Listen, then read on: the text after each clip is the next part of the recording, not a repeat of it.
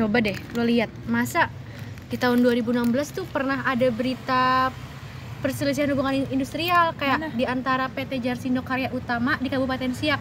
Nah, jadi tuh di sini kasusnya kayak ada nih seorang pekerja nih kayak karyawan gitu, namanya Poster Sijintak. Dia tuh kayak dipecat secara sepihak kayak PHK gitu lah ibarat kata.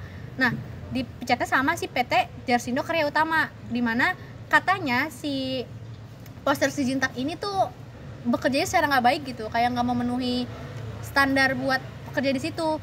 Terus jadi PT Jarsindo Karya Utama ini menempuh jalur konsiliasi, kayak dimana nanti tuh kedua belah pihak tuh bakal menemui konsiliator yang nanti tuh bakal bantuin kasus mereka gitu, kayak buat negosiasi kayak gitu-gitu. Kan dimana kan kalau misalnya kayak kita tahu nih, konsiliasi itu kan kayak proses atau usaha gitu untuk mencapai keinginan para pihak kan, kayak dimana di dalam prosesnya itu kayak ada para pihak yang bersengketa, terus kayak ada sama si konsiliator. Nah, konsiliator ini nih harus bersifat netral, jadi tuh dia kayak nggak boleh berpihak ke PT Jarsindonya aja, nggak boleh berpihak ke pihak yang lagi mau di PHK kayak gitu. Paling kayak gitu sih. Cuman gue nggak tahu nih kayak kelanjutan masalah itu kayak gimana, kayak proses-prosesnya itu kayak gimana, kayak kira-kira gimana ya. Nah tapi mekanisme konsiliasi itu sendiri tuh kayak gimana sih? Nah iya tuh, makanya gue juga bingung. Nah, untuk mekanisme itu ada tahap-tahapnya. Itu pertama itu para pihak itu mengajukan perjanjian tertulis ya. Nah, perjanjian tertulis. Nah, tentunya para pihak itu bersepakat untuk menunjuk konsiliator. Nah, habis setelah membuat surat perjanjian tertulis, konsiliator itu memiliki waktu paling lambat itu 7 hari untuk melakukan research atau penelitian kasus yang dia dapat gitu. Nah, setelah 7 hari penelitian baru dah tuh tahap pertemuan awal. Pertemuan awal. Nah, pertemuan awal itu para pihak ini dipanggil sama konsiliator nih. Pihak-pihak yang bersengketa tadi, pihak partai Jarsindo sama ini Poster Sijintak. Nah, si orang itu tuh. Nah, ntar sama-sama dipanggil ya? Dua-dua dipanggil tuh sama konsiliator tuh, dipanggil itu.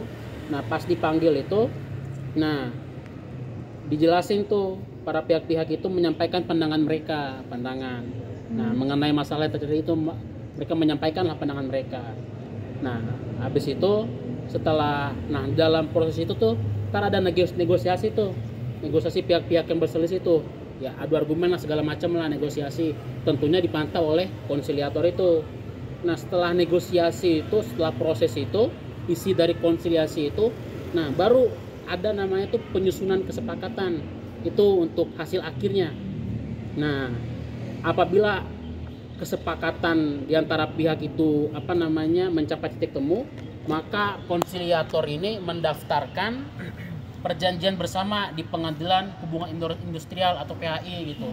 Nah, namun apabila kesepakatan tidak tercapai ya, maka konsiliator dapat mengeluarkan anjuran tertulis paling lambat 10 hari setelah diterima dan harus diberi jawaban setuju atau menolak, seperti itu. Oh gitu. Oh, berarti selain di mediasi, berarti di konsiliasi para pihak tuh juga pasti bakal ngelakuin negosiasi juga ya? Iya, ada negosiasi lah. Dalam konsiliasi itu ada. Terus kayak tadi gue denger kalau misalnya konsiliasi tuh para pihaknya tuh semuanya aktif gitu nggak sih?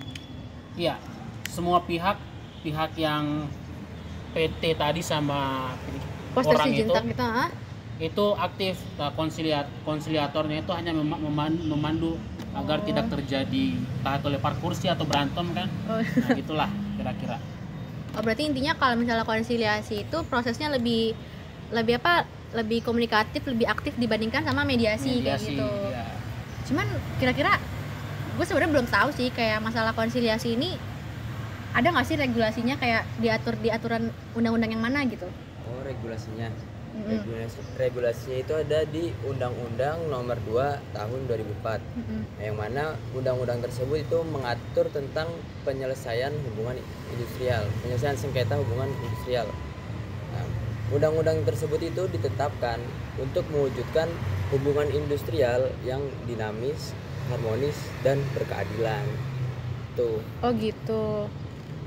Berarti dia diatur dalam Undang-Undang Nomor 2 tahun 2004. Karena yang kalau gue tahu sih diaturnya cuma di Undang-Undang Nomor 30 tahun 99, kayak di mana isinya tuh kayak tentang penyelesaian sengketa dan arbitrase dan alternatif penyelesaian sengketa. Gimana lagi ya nanti kalau misalnya orang yang ngelakuin konsiliasi, nanti kelanjutannya dia bakal kayak gimana gitu, kayak ada nggak sih dampak hukumnya gitu? Gue sih pernah ya baca dampak hukum terkait konsiliasi. Jadi dalam permasalahan itu kan pasti kan ada perdebatan antara keadilan sama kepastian hukum.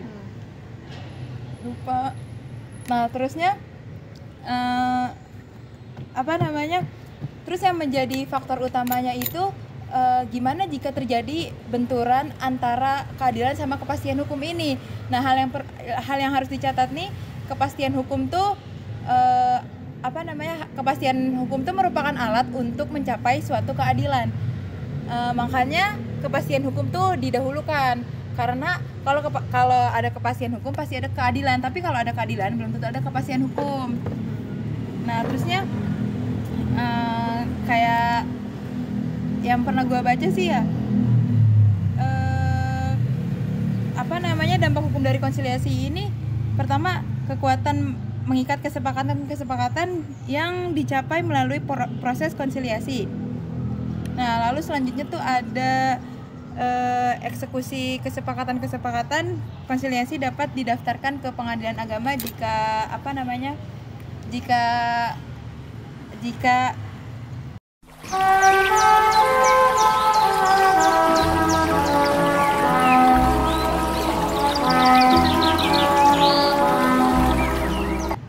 berarti ya intinya hasil keputusan dari konsiliasi itu mengikat kan, karena kalau misalnya para pihaknya setuju buat damai, karena kan nanti hasil keputusannya itu bakal didaftarin ke pengadilan hubungan industrial gitu. Oh gitu. Terusnya kayak konsiliasi ini tuh bersifat rahasia. Jadi nggak bisa tuh setelah konsiliasi selesai ini berkas-berkas atau data-datanya tuh disebarin tuh nggak bisa sembarangan kayak gitu kan, karena memang bersifat rahasia. Terusnya dia lebih fleksibel. Terusnya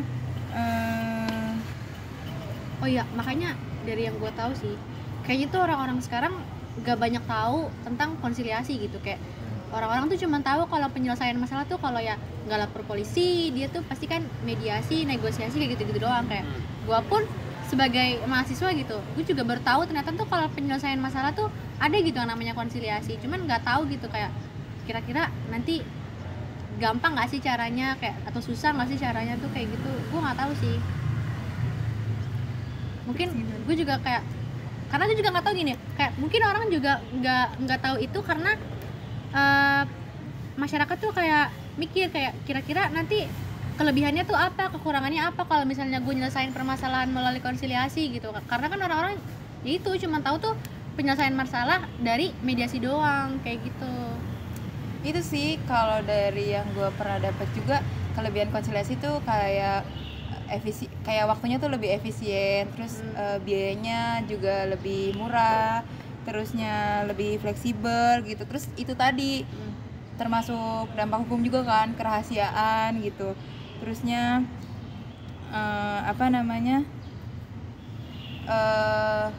kontrol dari hasil para pihaknya tuh lebih besar gitu di hasil akhirnya kayak gitu. Terusnya tingkat kepuasan yang lebih tinggi karena para pihak terlibat langsung dalam proses penyelenggaraan si konsiliasi ini gitu kan. Nah terusnya ada juga nih kekurangan konsiliasi tuh.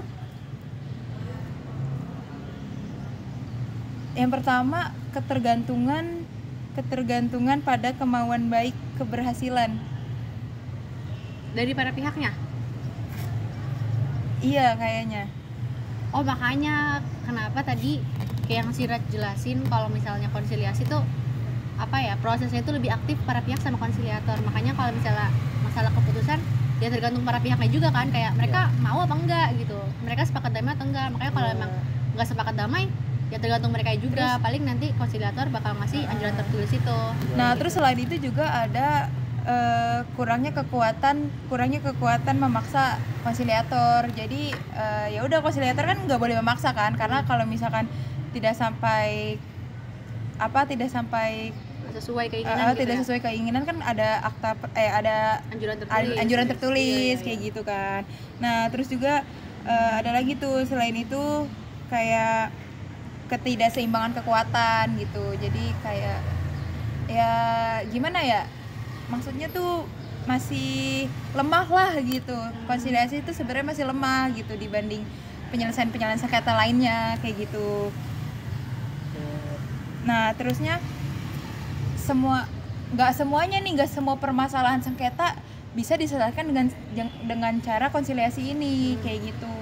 Tergantung penyelesaian sengketanya. Oh, tergantung kasusnya juga berarti. Iya, kayak Oke, gitu. oke. Udah sih kata gue kayaknya. Iya ya, mungkin nanti kita belajar lebih lanjut deh. Iya, mungkin kayak kita tuh harus belajar lagi sih, kayak biar makin paham aja gitu. Harus itu. Karena kayaknya masih banyak gitu hal yang belum kita tahu. Apalagi kan kita nih belum pernah nih ngeliat langsung kayak gimana sih Iya, proses konsiliasi benar, secara benar. langsung, kayak gimana sih konsiliator tuh bakal ngadepin para pihaknya itu kayak gimana gitu. Mungkin nanti kita bakal cari terus lagi sih. Ya karena kan belum praktek ya, baru kayak gini aja. Kayak ibarat kata kita baru belajar teori-teorinya aja gitu. Terus kan kayak apa sih bedanya konsiliasi sama yang lain kayak gitu kan. Makanya. Terusnya Ada bang. Korek Bang. Ada. terus apa lagi? Udah sih. Ya udah, nanti kita cari tahu lebih lanjut lah terkait konsiliasi. Ngomongin lagi lah nanti. Iya, benar-benar. Tapi cukup menarik sih pembahasannya. Menarik karena ya itu baru kayak ibarat kata ini tuh kayak subjek baru gitu. Tiba-tiba ada konsiliasi, bener nggak sih? Iya. Betul. Karena yang kita tahu cuma mediasi doang kayak gitu-gitu. Paling sering sih mediasi. Iya, Ketimbang benar, paling sering. konsiliasi. Padahal sama-sama efisien gitu waktunya sama mediasi kan. Tapi tetap aja pasti kan ada kekurangan dan kelebihannya Iya, kan.